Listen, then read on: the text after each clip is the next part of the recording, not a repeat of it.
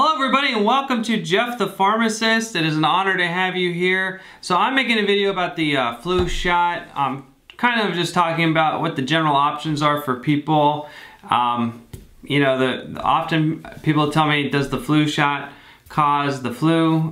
Really no. I think there are some things involved with that. And if you're somebody who's trying to avoid mercury, if you're wary of the flu shot, but not so wary that you still want to get it, there are some mercury-free options.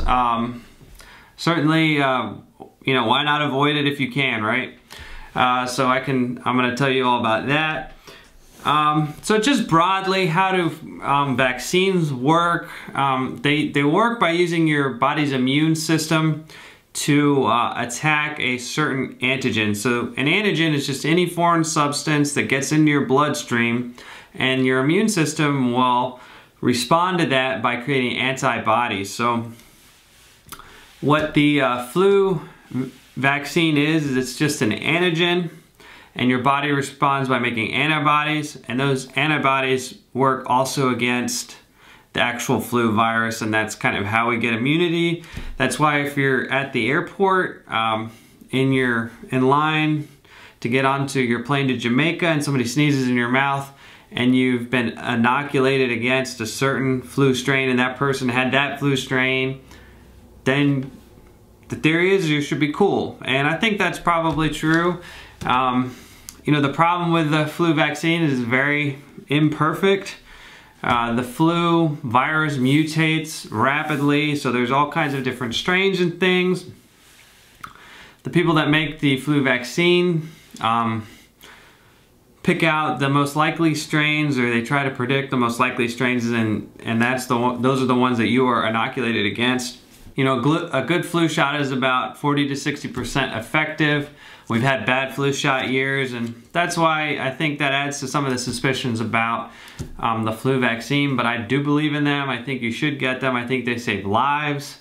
I think vaccinations are one of the great public health tools that we have. Vaccines have eradicated many illnesses that would devastate lives, so it's a great tool. I think the flu vaccine, I do recommend it. I'm getting mine. Haven't gotten it yet, but I will be getting mine. So just a kind of a general tidbit people are interested in. The flu shot, the flu season peaks in January and February, and it kind of looks like a mountain. It peaks. It ramps up, and it usually peaks in January or February. It's different every year, but it's usually in those 2 months. Some years have been a little weird because of added variables like swine flu and things like that. And then it kind of goes down, and it's pretty symmetrical. The CDC monitors the severity of the flu season by looking at positive flu specimens, and they also look at pediatric deaths. Today is October 23rd. So far we've had one tragic pediatric death, unfortunately, and usually every year it's, you know, it's a lot, and I can show you exactly how many.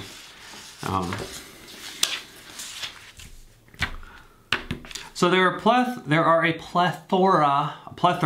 So there's the plethora of flu options. For everybody. There are a couple of flu shots recommended for people over 65, and there are a bunch for people under the age of 65. So you have a couple of different flavors. You have mercury, mercury-free, quadrivalent, trivalent. None of them have latex anymore, and you have multi-dose vials, or you have single-dose pre-filled syringes. So if you're concerned about mercury, then you want to ask for a pre-filled syringe versus a multi-dose vial, if that's your main concern. I always prefer a quadrivalent vaccine if I have the option, because it has one other strain in there, so I think that improves your chance of protection. If that's not available, obviously it's most important to just get vaccinated, but quadrivalent is great. And then of course, to avoid mercury or thimerosal, you would do a pre-filled syringe. So just a quick tidbit on mercury. It's not something that's added to cause harm. It's in there to prevent other microbes from forming, to prevent basically the solution from being spoiled, and to protect patients. So that's why thimerosal is in there.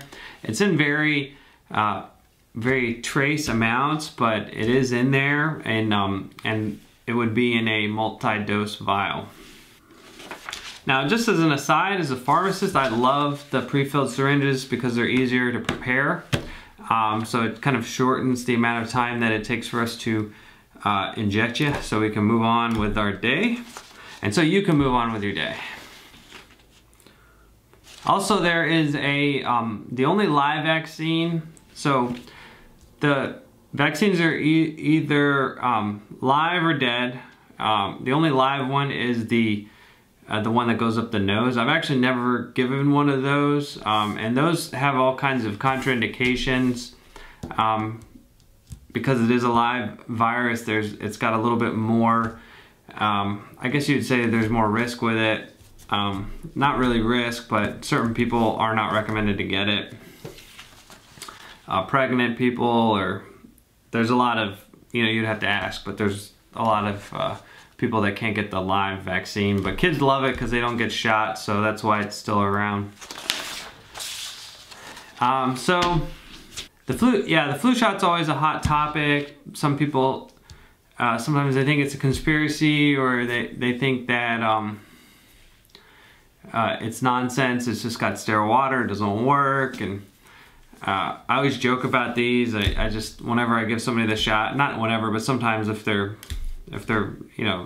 amenable to humor, I'll tell them that it was just sterile water, but really I'm kidding. So there are two flu shots for people over the age of 65.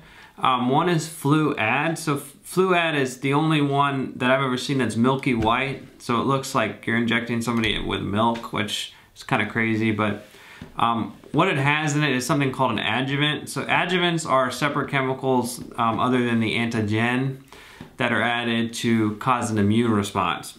This is a strategy that Shingrix uses. So Shingrix uses a patented antigen that has origins from the forest. I mean, Shingrix uses a very specific antigen. Fluad uses something that's a bit older, but it's a strategy that they use in order to increase the effectiveness for people over the age of 65. So the thinking on that is that if you're over the age of 65, your immunity has waned. Since the immunity is less, you need a stronger shot. So they use a little bit of a stronger shot. The Fluzone HD, they use a higher dose. They use a much higher dose, a 4 times higher dose, in order to increase the chance that you're going to have a strong response to that, and you're going to be protected from the flu, because of the the variation in the immune response. So there are situations sometimes where there's like flu shortages. If you're over the age of 65 and there's a flu shortage, you would just get whatever flu shot you can get, because you don't want to be exposed to the flu and not be protected. A person over the age of 65 can still get any other flu shot, usually if they just ask. But if they don't ask, we give them one indicated for 65 and over. So there's a pretty cool chart that kind of breaks down all the different kind of components of each vaccine, which I will share with you. A link to that, it's the CDC. I also was reading an article about thimerosal, which I found kind of interesting. Why is thimerosal in the vaccine? And it's become kind of a hot button thing, the presence of mercury. And I'm all about risk avoidance too, so I get the pre-filled syringe too. I mean, I've gotten them with the multi-dose vial, but I'm all for if you want to use the pre-filled syringe, they're just as good. Obviously, if you can't get it except one from a multi-dose vial, I would still get the shot, of course. So I hope you all found this interesting. Please like my video, please subscribe. It would be an honor to have you guys as a subscriber. So I want to thank you guys for watching. Thanks a lot.